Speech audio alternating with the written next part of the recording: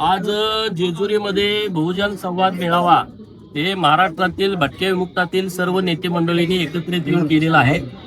या मेळाव्याची मागणी अशी आहे की जय मल्हार क्रांती संघटनेचे नेते माननीय दौलतनाना शितोळे यांना भारतीय जनता पार्टीच्या कोट्यातून विधान परिषदेवरती संधी मिळावी यासाठी यांनी हा मेळावा घेतला होता आणि त्यांना भेट देण्यासाठी त्यांना पाठिंबा देण्यासाठी मी आलो।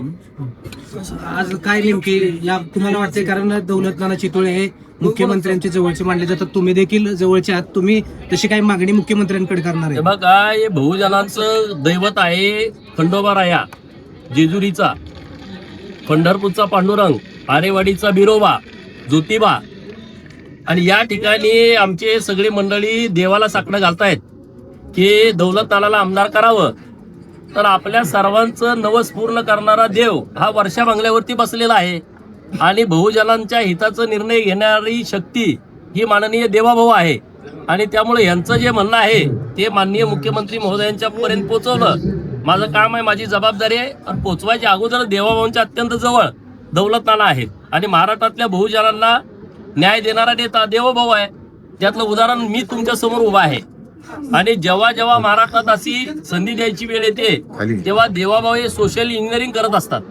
मागे तुम्ही राज्यसभेला बघा, एक आदिवासी बहिणीला संधी मिळाली, एक ओबीसीतून धनगर समाजाचे वडकुते साहेबांना संधी मिळाली, मागासवर्गीय समाजातून आठवले साहेबांना संधी मिळाली, मराठा समाजातून तावडे साहेबांना। हे नेहमी होतं।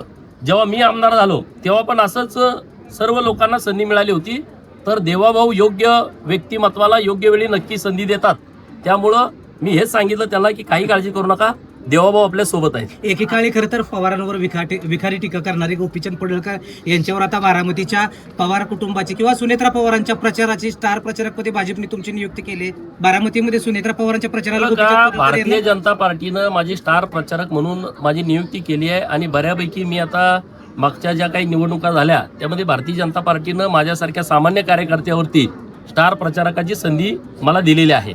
आता पार्टी ठरवते कुणी कुठं जायचं, त्यामुळं पार्टी काय ठरवेल त्या पद्धतीने पुढे होईल। लाडकी बहीण योजनेच्या EKYC साठी महिलांकडे शरीरसुखाची मागणी केल्याचा धक्कादायक प्रकार जळगावमध्ये घडलाय, कसं बघता या प्रकार? हो, नाही, त्याला जोड्यान हाणला पाहिजे, त्याला तुडवला पाहिजे। असं कोणी असेल नीच माणूस की लाडक्या बहिणींना अशा चुकीच्या पद्धतीने वागणूक दिली असेल, हे आपल्या माध्यमातून मला कळतंय, त्याच्यावरती कडक कारवाई केली पाहिजे। 2029ला मोठ्या संख्येने आमदारांची संख्या वाढणार आहे। खऱ्या अर्थाने बारामती लोकसभा मतदारसंघ आणि बारामती विधानसभा मतदारसंघामध्ये धनगर समाजाची संख्या जास्त आहे। येणाऱ्या 2029ला धनगर समाजाचा आमदार होऊ शकतोय? नाही, बघा, मतदारसंघाची पुनर्रचना होणार आहे आणि त्या पुनर्रचनेमध्ये कुठले विधानसभा मतदारसंघ वाढणार, त्या विधानसभा मतदारसंघाची रचना कशी असणार, कोणते लोकसभा मतदारसंघ वाढणार, कोणत्या लोकसभा मतदारसंघाची रचना कशी असणार, याच्याकडे आता सगळ्यांचं लक्ष लागून राहिलेलं आहे। आणि त्यामुळे नक्कीच काय आहे, लोकसंख्येप्रमाणे आमदारांची संख्या नसल्यामुळं प्रत्येक समाजामध्ये असं वातावरण आहे। आता माझा रामू समाज आम्हाला विधान परिषदला बी संधी नाही, विधानसभेत तिकीट पण नाही। धनगर समाजाचं म्हणणं आहे की आम्ही 1.5 कोटीची लोकसंख्या आणि आमचे आमदार नाही, त्यात काही गैर नाही। प्रचंड मोठी विषमता आहे समाजामध्ये।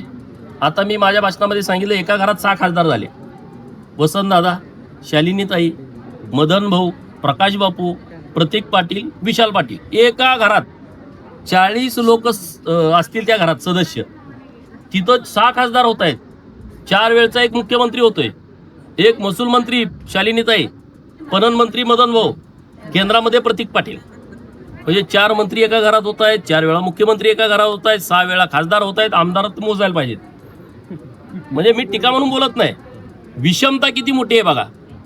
40 सदस्याच्या कुटुंबामध्ये 6 वेळा खासदारपद येतंय, 4 वेळा मुख्यमंत्रीपद येतंय, वेगवेगळी मंत्रीपदं येत आहेत केंद्रात राज्यात, परंतु 1.5 कोटी धनगरांच्या मध्ये लोकसभेचा खासदार होत नाही। बाकीच्या तर समाजाचा विषय सोडून द्या, एवढी मोठी विषमता आहे आणि ती विषमता दूर व्हावी लोकांना वाटणं साहजिक आहे।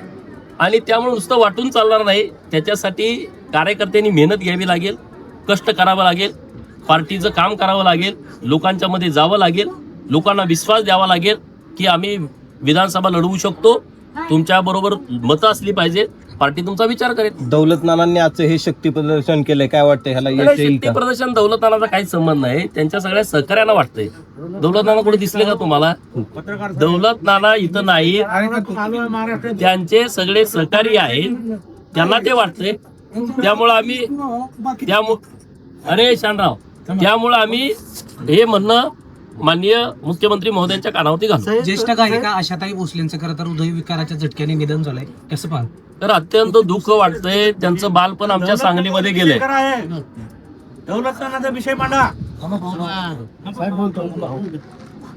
आशाताईंचं बालपण, लता दिदींचं बालपण हे आमच्या सांगलीमध्ये गेलेलं आहे. सांगलीशी त्यांचं खूप जिव्हाळ्याचं नातं होतं आणि अखंड जगभर त्यांचं नाव आहे. लता दिदींचं निधन झालं आणि आता दुर्दैवानं आशाताईंचं आज निधन झालंय. आम्ही सर्वजण त्यांच्या मृतात्म्यास भावपूर्ण श्रद्धांजली अर्पित करतो. एका या मोठ्या क्षेत्रामध्ये, गायन क्षेत्रामध्ये एक मोठी पोकळी निर्माण झालेली आहे आणि मागच त्यांना राज्य सरकारनं महाराष्ट्र भूषण म्हणून त्यांना सन्मानित केलं होतं. लता दिदींना मागं भारतरत्न म्हणून सन्मानित केलं होतं. तर एक मोठी पोकळी आशाताईंच्या जाण्यानं आज या गायन क्षेत्रामध्ये झालेली आहे.